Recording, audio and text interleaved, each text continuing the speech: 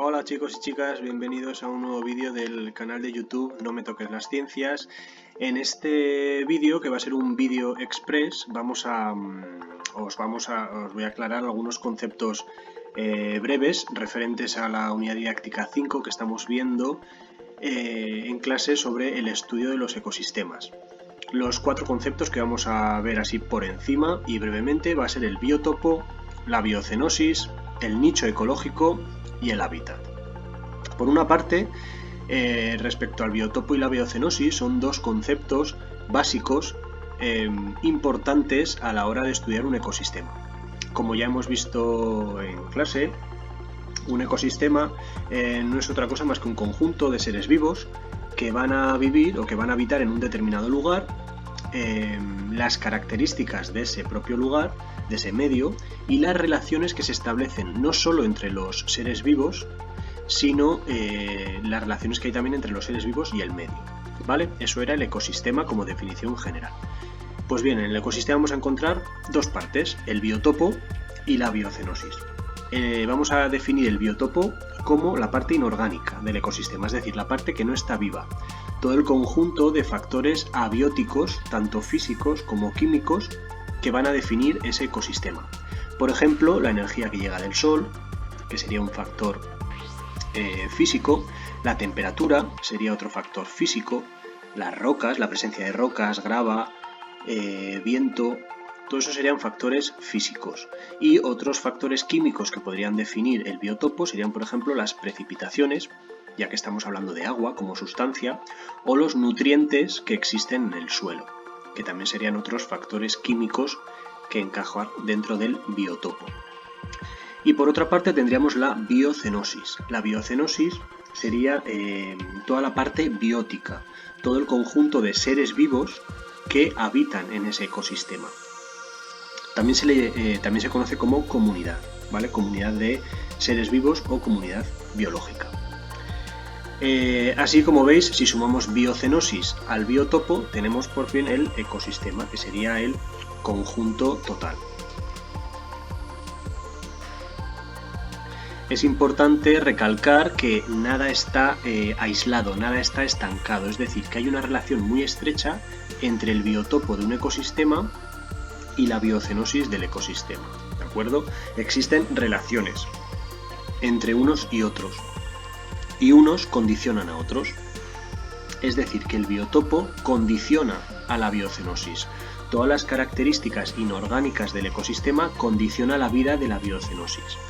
Al igual que la biocenosis, es decir, los seres vivos modifican el biotopo.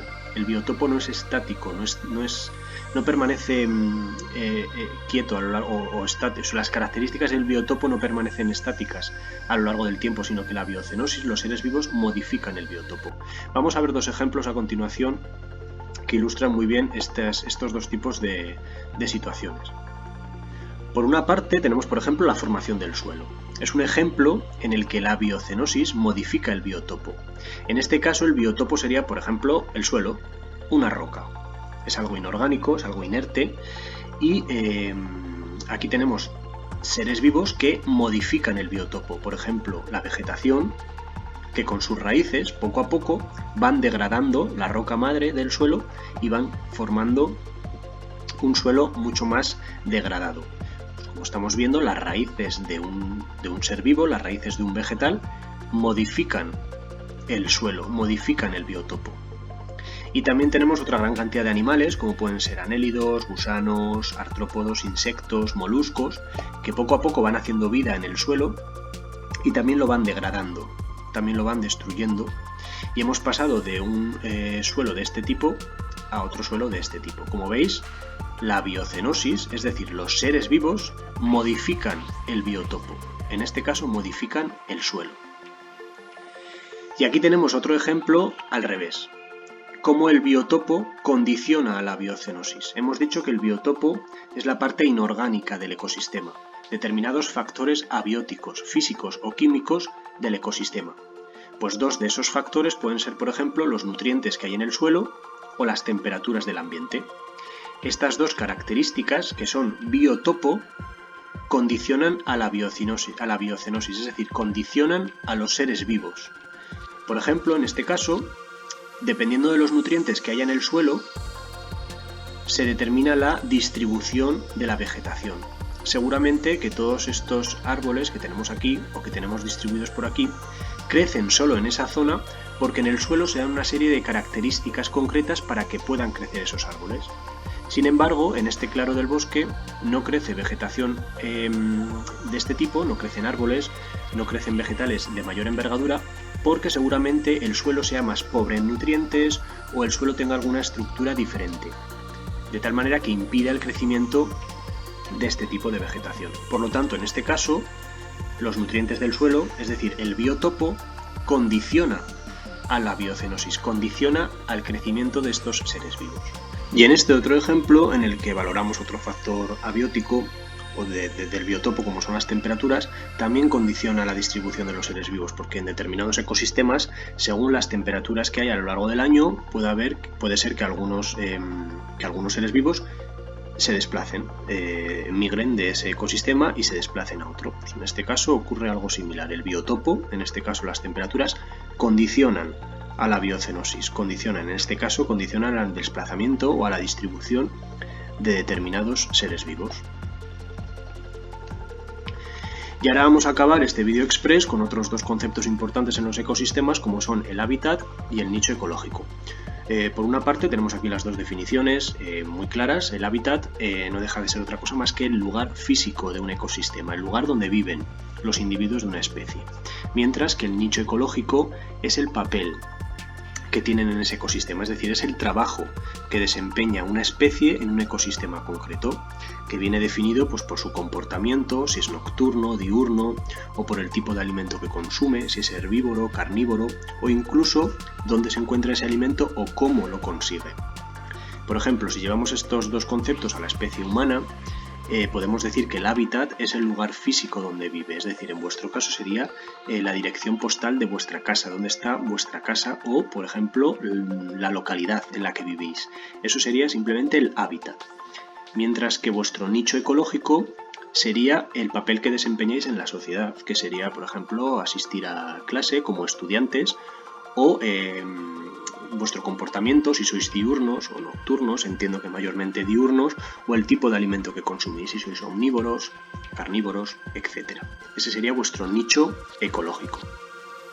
Aquí tenemos otro ejemplo muy sencillo refiriéndonos a una hiena. Pues, por ejemplo, el hábitat de la hiena sería la sabana africana, el lugar donde vive, mientras que su nicho ecológico sería pues, considerar que la hiena es un depredador carroñero. Es muy importante centrarnos en el nicho ecológico. Como he dicho anteriormente, porque el hábitat es fácil de entender. El hábitat de una especie es simplemente el lugar donde vive. Pero a veces cuesta entender un poquito más el nicho ecológico. Y también podemos definir el nicho ecológico como la función o el trabajo que desempeña esa especie en el ecosistema. Y es que el nicho ecológico muchas veces es muy difícil de definir. Incluso en la propia especie, conforme ésta va creciendo, puede cambiar. Por ejemplo, una misma especie puede tener diferentes nichos ecológicos a lo largo de su ciclo vital. En el caso de las ranas, cuando son renacuajos, se puede decir que su nicho ecológico es considerarlos herbívoros, mientras que cuando crecen y son adultos, su nicho ecológico cambia y pasan de ser herbívoros a carnívoros, ya que se alimentan de pequeños insectos. Por lo tanto, el nicho ecológico en este caso cambia. También es muy difícil que el nicho ecológico de una especie coincida exactamente con la de otra. Por esto, dos especies que compartan el mismo hábitat seguramente tengan nichos ecológicos diferentes. En este caso, las cebras y los ñus seguramente que comparten el mismo hábitat, que puede ser también la sabana africana, pero mientras que las cebras comen tallos altos, los ñus comen las hojas o las vainas de los frutos. Entonces cada uno tiene su nicho ecológico, pudiendo así compartir el mismo hábitat. Aquí hay otro ejemplo similar, ¿vale? Dos especies pueden compartir hábitat, pero nunca el nicho ecológico. Por ejemplo, la jirafa y la cebra comparten el mismo hábitat, estamos poniendo siempre el mismo tipo de hábitat, la sabana africana, pero nunca van a compartir el mismo nicho. mientras que la jirafa se alimenta de ramas altas, la cebra, evidentemente por su fisionomía, pues va a alimentarse de vegetación a ras de suelo. ¿Por qué pasa esto siempre? ¿Por qué, aunque compartan hábitat, nunca comparten nicho? Porque evidentemente si compartieran nicho, se daría una situación de competencia muy fuerte, ya que las dos especies lucharían por el mismo recurso y solamente ganaría la mejor adaptada. Por eso, aunque momentáneamente dos especies compartan el mismo nicho, esa relación de competencia va a hacer que gane la más fuerte y va a desplazar a la otra de ese hábitat.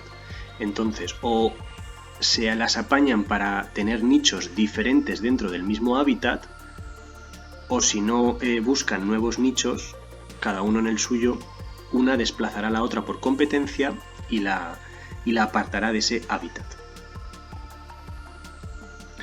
Y hasta aquí los conceptos que hemos visto, el de biotopo, biocenosis, hábitat y nicho ecológico, correspondientes a la unidad didáctica, el estudio de los ecosistemas. Espero que estas explicaciones breves de este vídeo express os hayan sido útiles. Ya sabéis que hay mucha más información en nuestro canal de Instagram, en el resto de vídeos que vamos subiendo de YouTube o en el propio blog de clase. Así que os invito a que sigáis este perfil en las diferentes redes sociales. Hasta el próximo vídeo express.